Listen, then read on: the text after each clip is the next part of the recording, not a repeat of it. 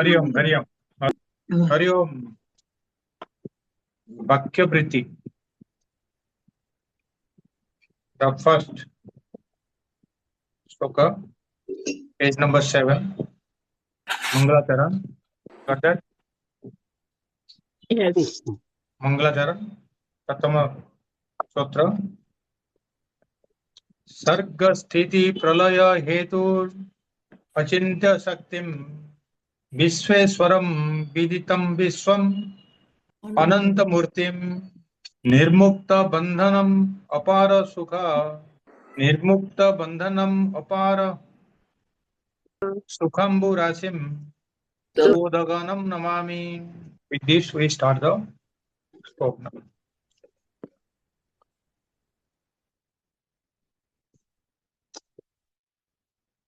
Hari Om, we are commencing the text Vakya Vritti, which is composed by Bhagavan Shankaracharya as an advanced Prakarana Grantha and commentary also by Gurudev Swami Chinmayananji.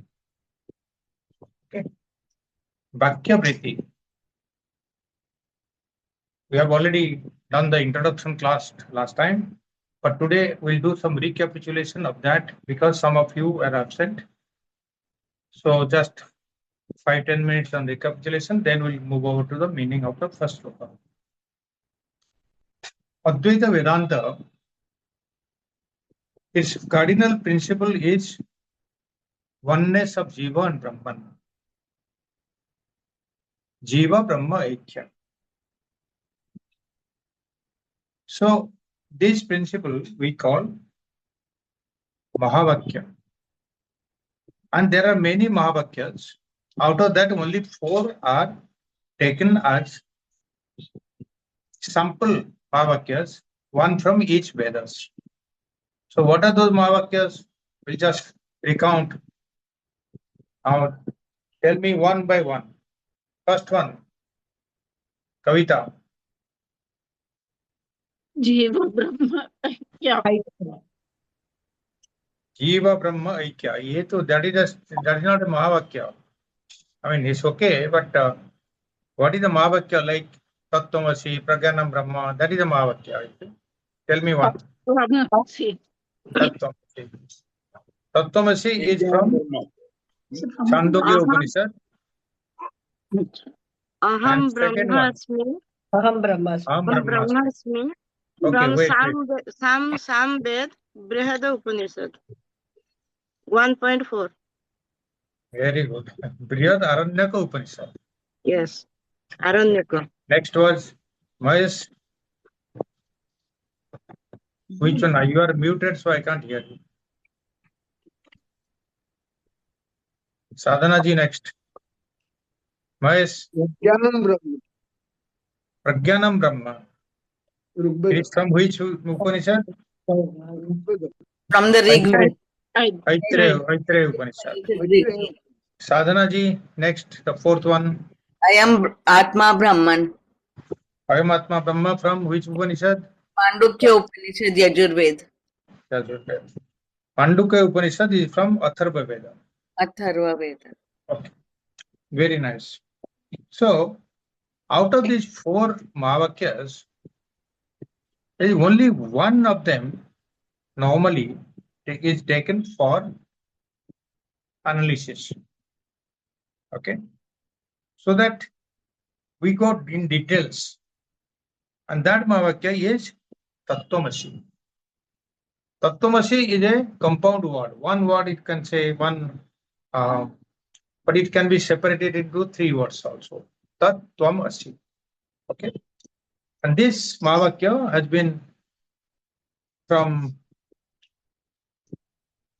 that Chandogya Upanishad, where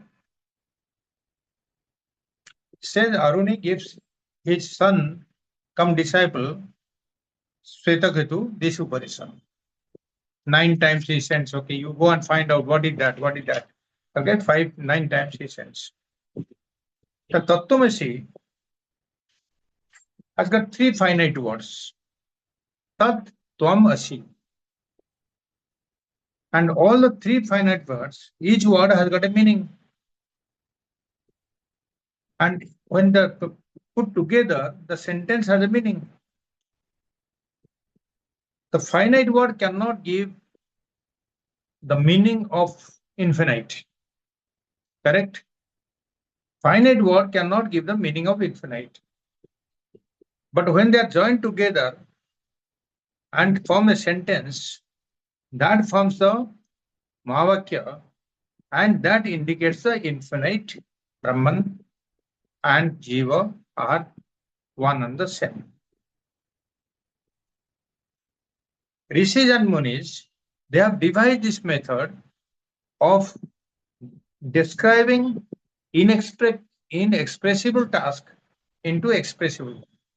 Normally, you cannot express this, but it is expressed through this sort of Mahavakyas.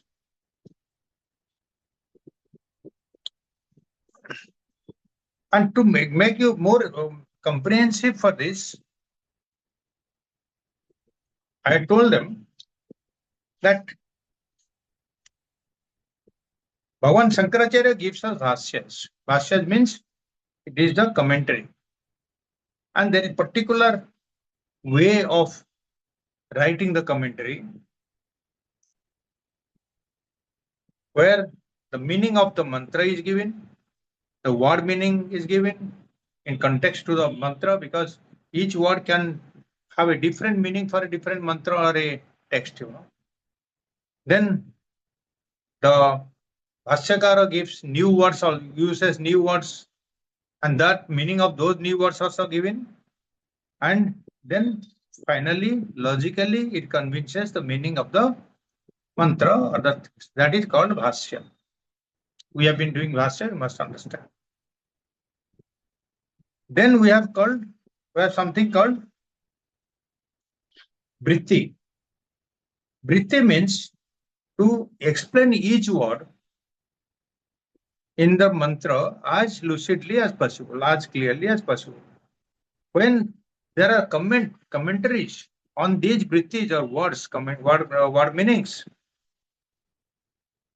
and to take out the full meaning of that is called a Bhartika. So now you have Bhashya, Vritti, and Bhartika. This Vakya Vritti is a mini analysis of the Mahavakya. Mahavakyas Laghu Vakhyanam, where it is conceived and composed by Bhagavan Shankaracharya in a form of a dialogue between a guru and a shishya. The student confesses that I don't know anything, I can't understand this Mahavakya, I am not clear about it.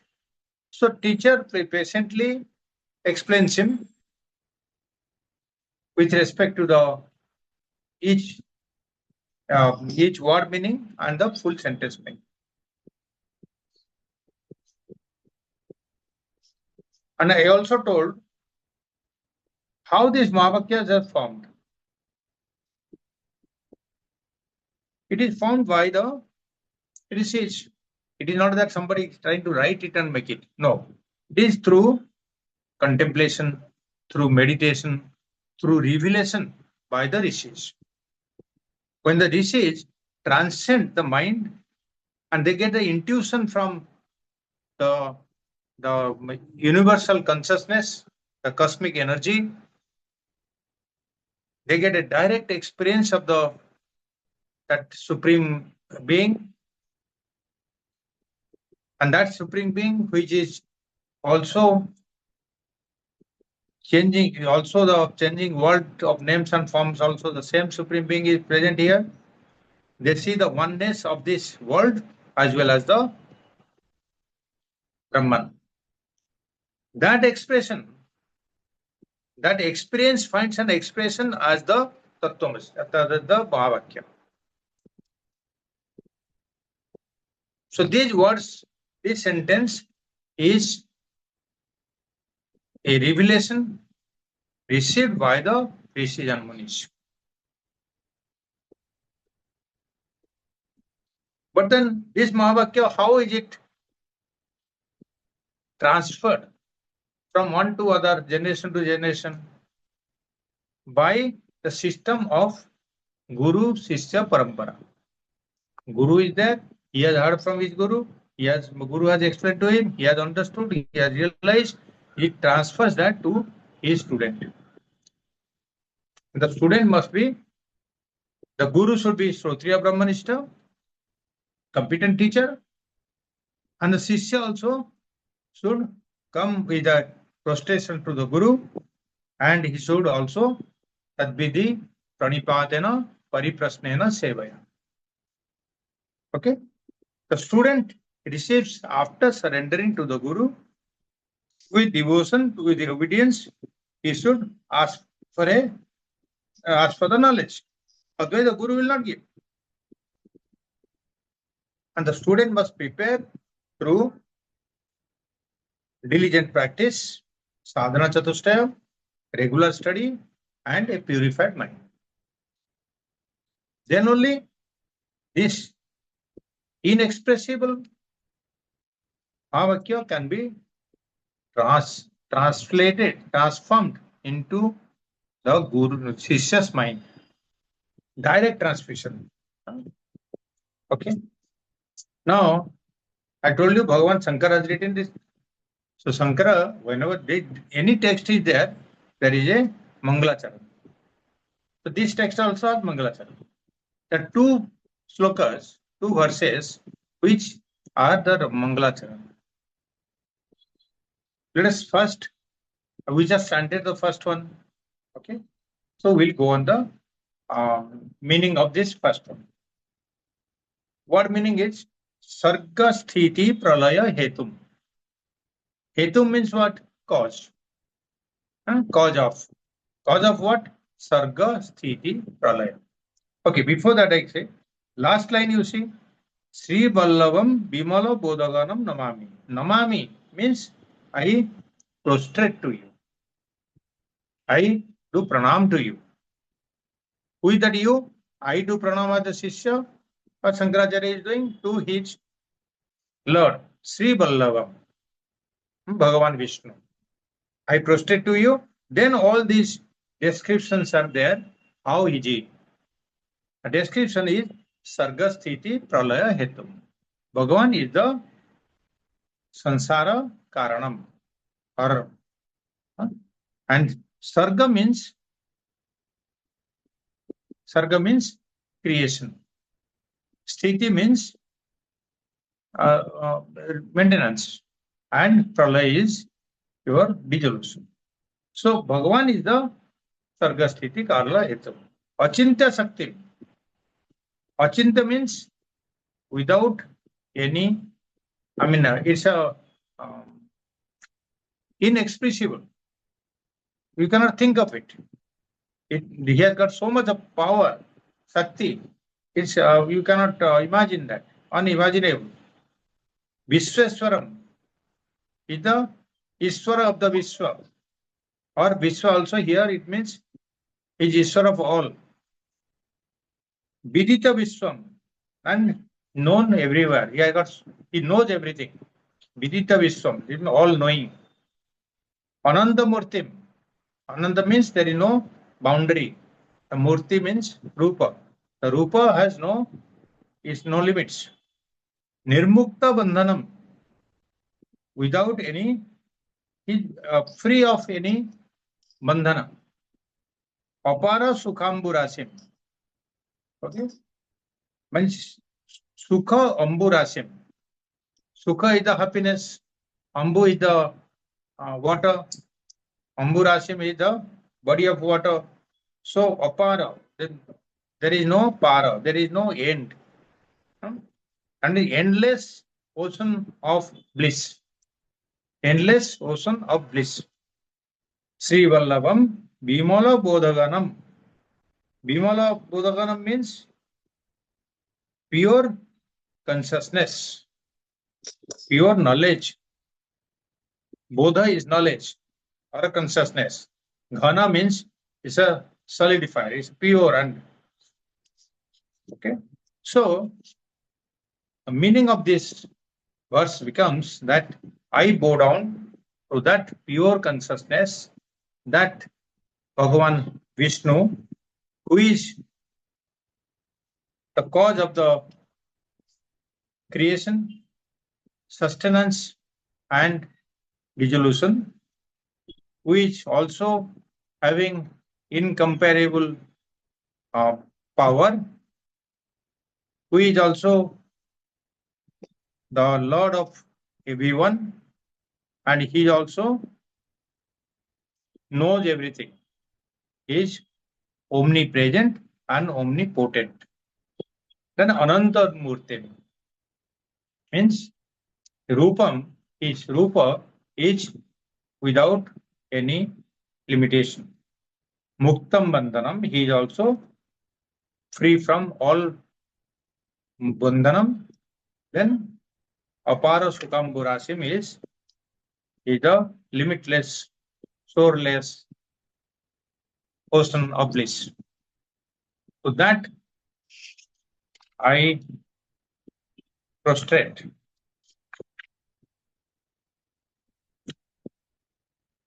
So, as I said, these two verses, first and second verses, are Mangalacharam.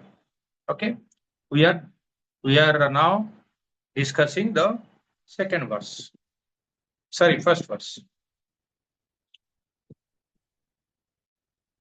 Why do we do Mangalacharam?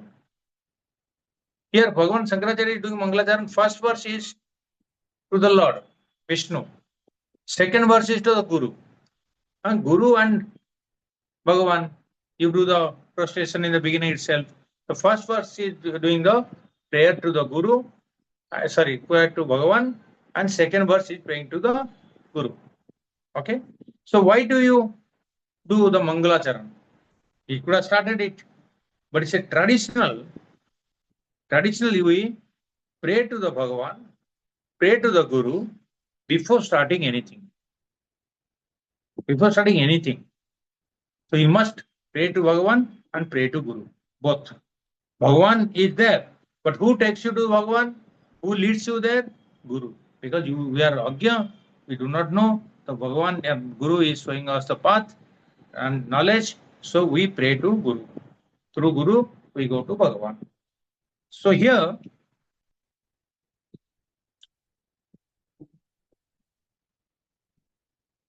by praying to Bhagavan and Guru, what happens is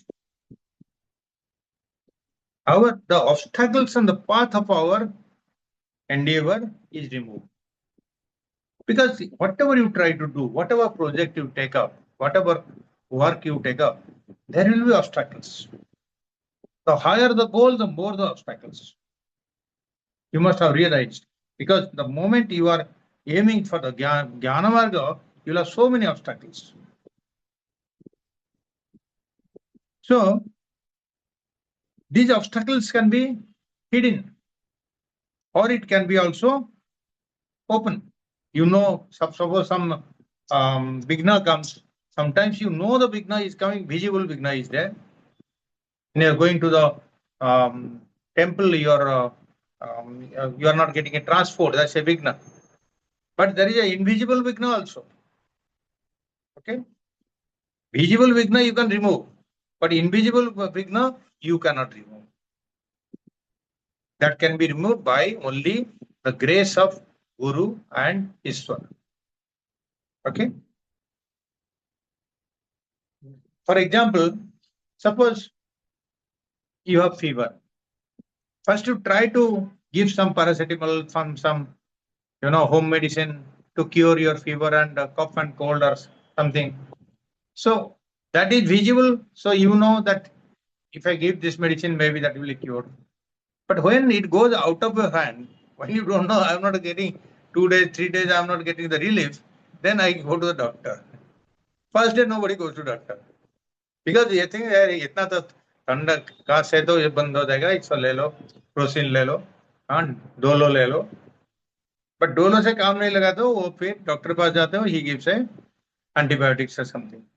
So Bhagavan is a doctor because you don't know what is the Vigna.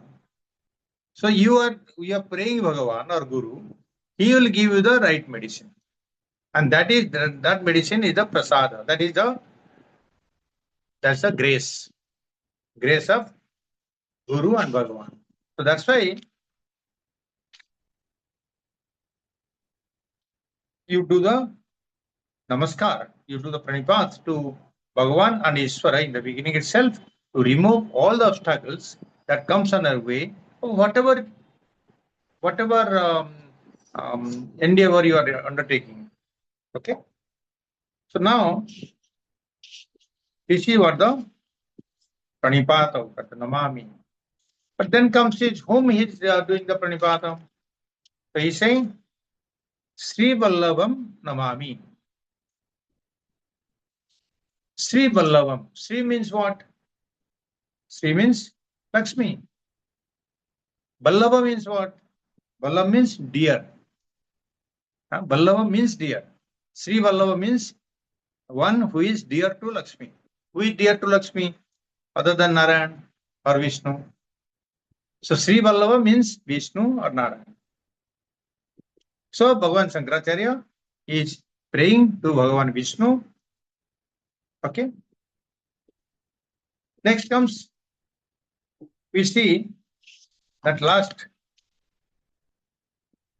first, Sarga Sthiti Pralaya Hetum. Okay. So as I told you, Hetu means Karanam, cause. Cause of what? Cause of Sarga means creation. Sthiti means maintenance or sustenance. Sthiti means maintenance or sustenance. Okay? And Laya means dissolution. All these three are carried out by Bhagavan only. But a three kiska hai? What is he doing that creation? Creation of Jagat. Jagat Srishti karte. Universe, the total universe, the cosmos is created by Bhagavan only. So I bow to that Bhagavan Vishnu, who is the cause of creation, sustenance, and dissolution of the entire universe. So here, the definition of Bhagavan is the cause of universe. In Brahma Sutra, it is described as Adhikarana, Janmadhyasya Adhikarana, where very detailed discussion is made. How Bhagavan is the creator, the cause of the universe. Because, you see, for anything to be created, a new thing to be made, there are two things are required. One is the raw material.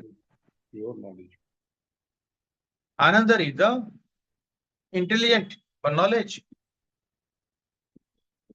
Raw material means upadana karana. We have studied somewhere. Tattva mein kuch hoga. So the raw material, like you want to make a table. So you require the wood. The carpenter is required, the wood is required. Wood is the raw material. You want to make some ornament, you require gold. Gold is the raw material. The goldsmith is the intelligent cause. Okay. So that's why you'll find raw material is very, very important. When the industrialists base their industry, they'll first put near the source of the raw material. That's why you'll see so many steel plants in Odisha, because the raw material is there. Okay. So one is the raw material, that's the upadana karana. The other one is the usage of buddhi, intelligence, knowledge, know-how to make the things work. That is called intelligent cause. Okay. That person who can transform the wood into a furniture is the intelligent cause. The person, the karigara who can make the gold into a ornament is the intelligent cause. Okay. Same way, it can be many. Like the mason can make a house, build a house out of bricks. That knowledge is required. The jnana is required. So both upadana karana and nimitta karana, the intelligent cause is nimitta karana, both are required, compulsory, right? But that is a general rule. Another thing is that the raw material and the person who is making it, the intelligent cause, they are different. They cannot be the same. The carpenter and the wood are not the same. Carpenter makes the table, but it goes away. Table is made. Goldsmith makes the ornament, but he is somewhere else. You ask the दुकानदार, he will not know where he is living. somewhere उसको दिया था, कारीगर को दिया था, वो लाया नहीं, और एक दो दिन लगाएगा, like that. So they are separated. They are not the same. So wood and carpenter are nimitta upadana karanayo bheda. That's separate. There's a bheda between them. Okay. But there are exceptional cases when both the material cause and the intelligent cause are the same. That means nimitta upadana karanebhyo abheda. Both are same. Because every rule has an exception. We ask the questions, is the Bhagavan is our, we are saying Jagat Karana, no? Jagat Karana Bhagavan. So is Bhagavan Upadana Karana or he is the Nimitta Karana? What do you think? Anybody can answer? Bhagavan is Upadana Karana or Nimitta Karana? Both. Both. Nimitta. Because, see, they told you there are exceptions. Bhagavan is the exception. He is both. He finds the material for the creation as well as he uses his intelligence for buddhi. Okay. There is one example in our world also. Okay. What is the example somebody can quote? There is an example we know, we have studied. Who can quote that example? Both nimitta karana and upadana karana are one place, one entity. Just like a spider. Spider is exceptional case. See, it takes out the raw material from itself. It secretes the special material from itself and makes a web. And making the web is so intricate, nobody else can make like that. So he's both upadana karana as well as the nimitta karana. Yathorna navi srujate grunate cha. So yathorna navi, urna navi is a spider, srujate grunate cha. It does the creation as well as dissolution, both.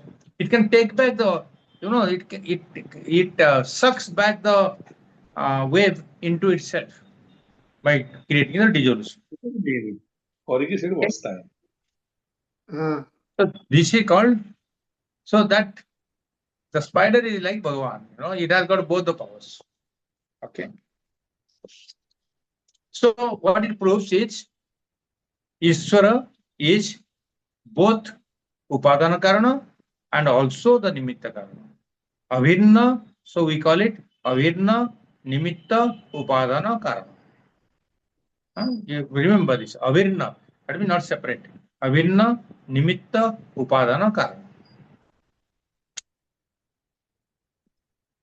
Now, we know even the carpenter also has to learn. he must have some knowledge of carpentry. He has to undergo some training, isn't it? An engineer also, software engineer also, he has to have the knowledge, then train itself, then only he can create some software. So any intelligent cause requires knowledge. Knowledge and skill also. Education and training both are required. So when Bhagavan is the Nimitta Karana, he also requires the knowledge. And when he is creating the entire universe, so he requires extraordinary knowledge. So that's why we say Bhagavan is omniscient. Sarvagya. Sarvagya means he knows everything. Omniscient, all the knowledge of the universe he has. And then he is also Sarva Shaktiman. That means he is omnipotent. That means all the power also he has. That means both he has got the knowledge and the skill.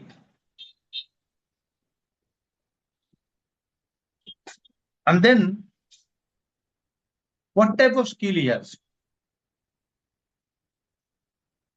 See, like carpenter, one carpenter has the carpenter skill, goldsmith has got the goldsmith making the ornaments, or the software engineer has got to make the coding. Bhagavan ka skill kya hai? Can you think of it? You cannot. So he says, Achintyam Shaktim. Achintyam, unthinkable, unimaginable, inexplicable. You cannot explain. Itna bada Shakti. How is it so? Because you can experience this, but you can't explain. The whole universe you can experience, but you cannot explain how Bhagavan has created. So that's why this inexplicable what is utilized is called Achintya Shakti. Got that? But where does the Achintya Shakti comes to Bhagavan? It is through Maya.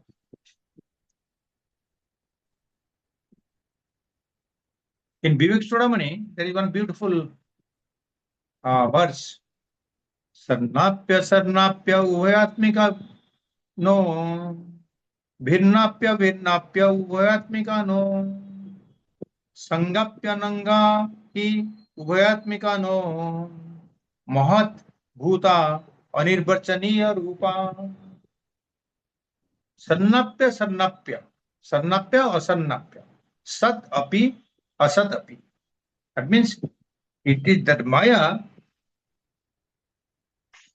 na sat iti. Sat na api. That means it is neither existent nor non-existent nor both. Sat na api, asat na api, ubhaya also na api. And Maya is not Sat. We have studied Sat. Sat is existence. It is not existent. It is not non-existence also. And it is not mixture of both also. That is Maya. Same way, next line is Bhinnapya Bhinnapya Ubhayatmika no. It is Bhinna means separate. Neither it is same, nor different, nor both. Then it says Sangapya Nanga hi Ubhayatmika no. That means it is not made up of parts, nor it is a whole, nor it is both. It is all inexplicable. That's why he says Mahat Bhuta. That means it's very wonderful thing. And wonderful you experience, but it is anirvachaniya. Anirvachaniya means inexplicable. You cannot speak, you cannot describe. That is what Maya is. And Bhagavan has taken the power of the Maya. He utilizes the power of Maya to create. So that Shakti itself is inexplicable. So how can we understand? Okay. So here it is. Next what he utilized is Vishweswara. Vishweswara Vidita Vishwam. Okay. Vishweswara means what? Vishweshwara.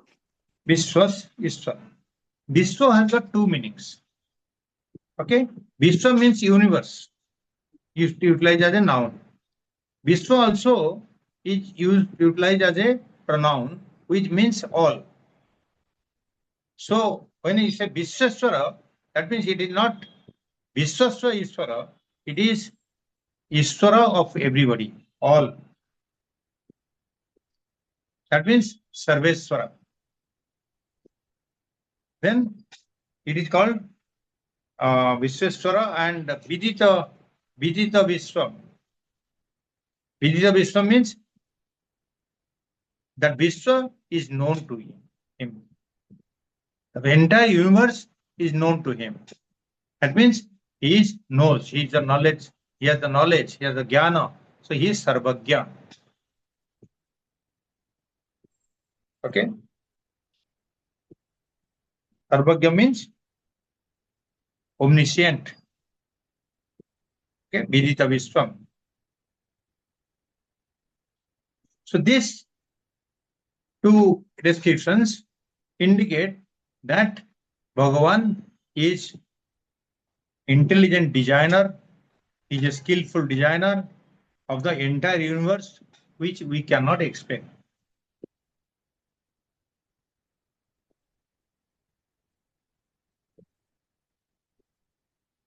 Next aspect is that material cause also. Uniqueness of this cause is the cause itself becomes the product.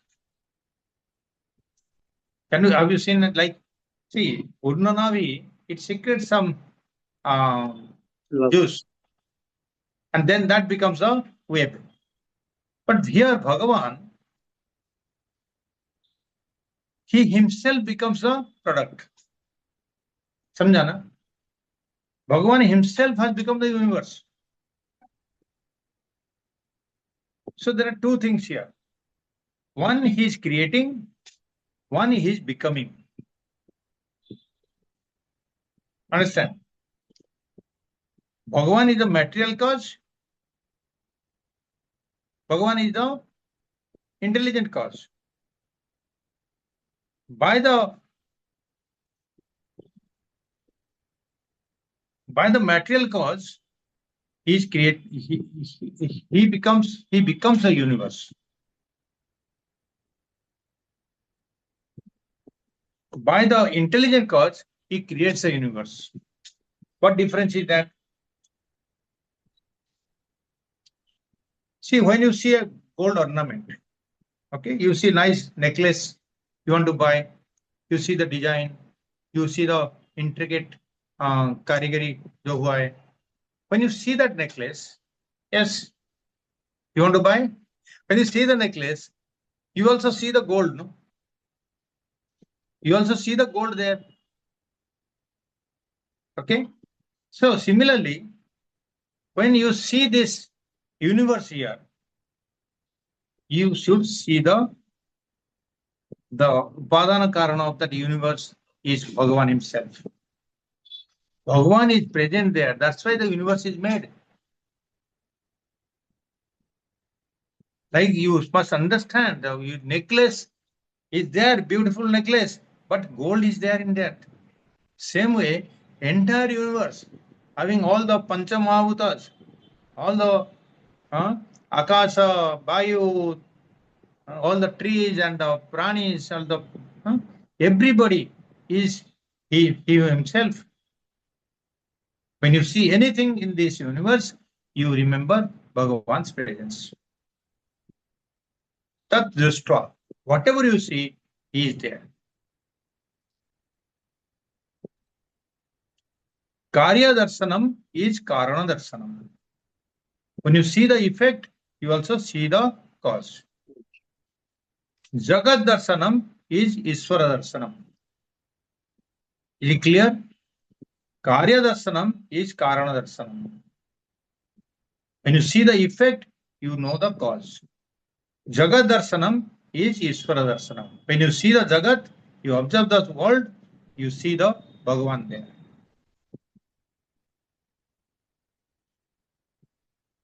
So these two things I told you, becoming and creating. Bhagavan, with the material cause, he becomes all. He becomes all. It is not that he has created and gone away, like the carpenter goes away. Isn't it? You don't see the person who has created the gold, the goldsmith or karigar, you don't see. But here Bhagavan has created, but he's there. He has become all himself. That's the upadana karma. But Bhagavan, when in intelligent cause, he has created all. So these two things you must differentiate. Clear? Then comes another word called Ananta Murtim. Okay? Vishweswaram Vidita Vishwam, Ananta Murtim. Ananta Murtim is very simple. That means the one who has become all, so he has got endless forms. There is no limitation to the form. Everywhere he is there. Whatever you see.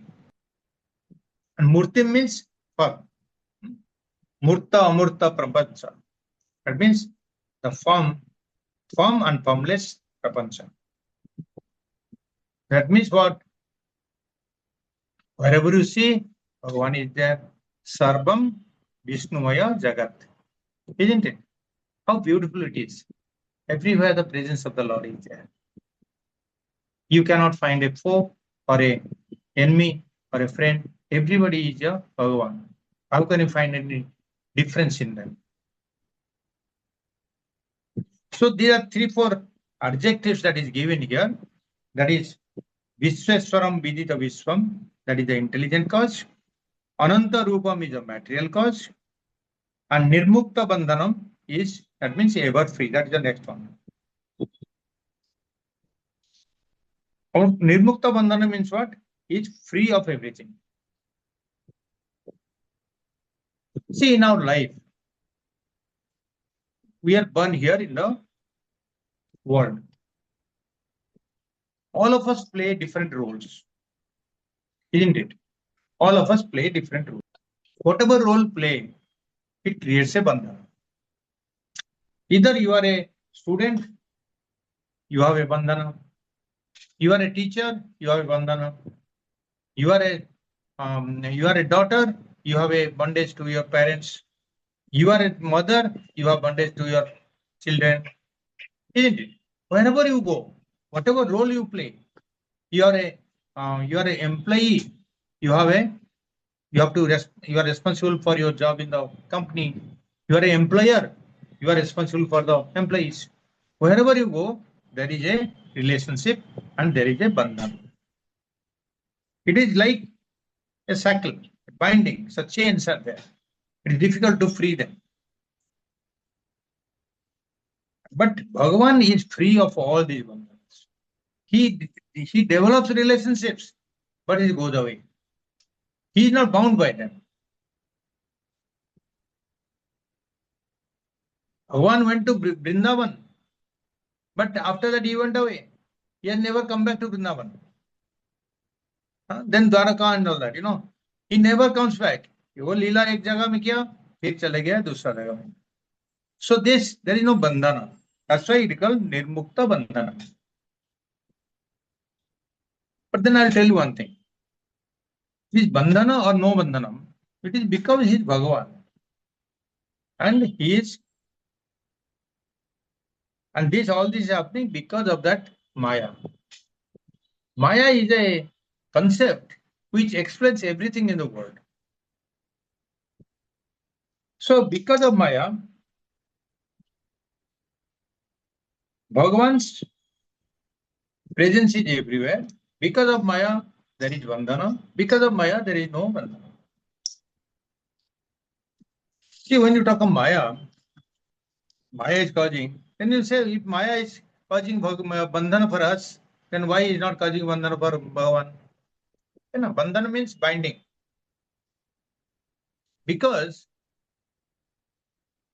Bhagavan is Maya Pati. He is the master of Maya. Maya works under him. But we, the jivas, are Maya dasa.